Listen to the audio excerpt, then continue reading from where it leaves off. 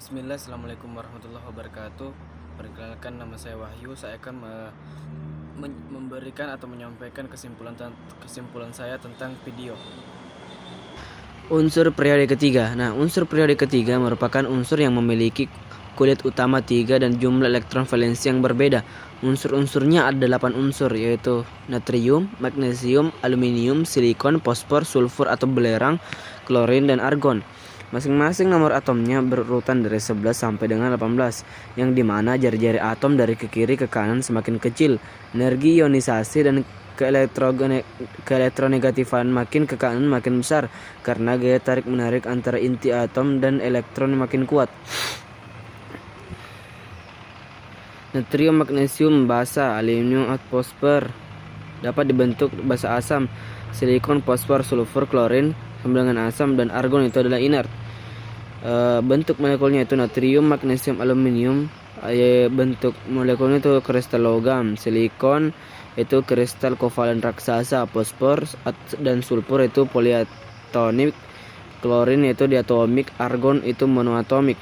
Wujud zatnya itu natrium sulfur padat, klorin ke argon gas. Berdasarkan daya hautannya itu natrium ke aluminium itu konduktor, silikon ke argon itu isolator. Natrium ke aluminium itu titik didih naik karena ikatan logam. Silikon titik didih dan titik lele tertinggi. Fosfor sama argon itu titik didih menurun.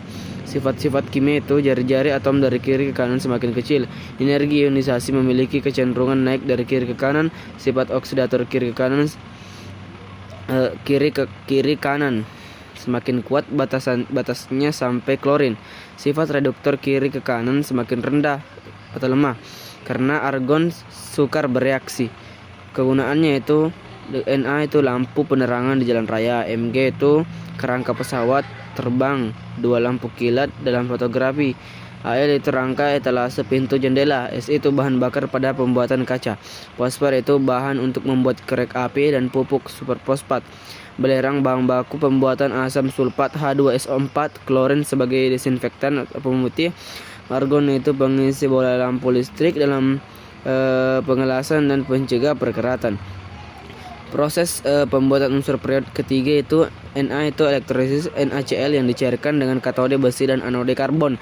Mg itu elektrolisis lelehan magnesium klorida. Ai itu elektrolisis bauksit yang dilarutkan dalam kriolit cair. Si reduksi SO2 murni dengan serbuk aluminium pada suhu tinggi. P reaksi buatan fosfat batubara dan pasir dalam pembakaran listak. S dengan cara French. Cl dari garam klorida, air, argon, penyulingan bertingkat udara air. Baiklah, selanjutnya untuk unsur periode keempat. Unsur transisi periode keempat. Unsur transisi terletak pada blok D dalam sistem periodik dengan Sc scandium, Ti titanium, V vanadium, Cr krom, Mn mangan, Fe ferum atau besi, Co atau kodal, Ni nikel, Cu adalah tembaga, dan Zn seng. Memiliki sifat fisik yaitu semua unsur-unsur transisi adalah logam transisi. Dari kiri ke kanan, energi ionisasi, jari-jari atom, titik didih, titik leleh, dan massa jenis tidak banyak berubah. Bilox lebih dari satu macam, memiliki warna yang khas disebabkan bilox berbeda-beda, mampu bertindak katalis pada reaksi kimia di dalam tubuh dan industri. Memiliki sifat-sifat kemagnetan, yang itu sifat paramagnetik, sifat di mana satu unsur atau senyawa dapat ditarik oleh medan magnet. Dapat terjadi jika terdapat elektron tunggal tidak berpasangan. Semakin banyak yang tidak memiliki pasangan, maka semakin kuat. Sifat diamagnetik yaitu sifat di mana suatu unsur atau senyawa ditolak oleh medan magnet dimiliki oleh seng karena elektronnya sudah berpasangan. Kegunaannya itu scandium atau Sc komponen pada lampu listrik intensitas tinggi. Ti atau titanium paduan logam yang keras dan tahan karat. V atau vanadium katalis bahan pembuat permobil. Cr atau krom. Pigmen dan penyemak kulit. Mn proses pembuatan baja. Fe pembuatan perangkat elektronik. Co bahan sintetis vitamin B12. Ni bahan campuran stainless steel. Cu bahan pembuatan alat elektronik, dan Zn itu logam pelapis anti karat. Proses pembuatannya itu SC atau elektrolisis cairan SCCl3 dicampur klorida lain. Ti metode Kroll yang banyak menggunakan Kroll.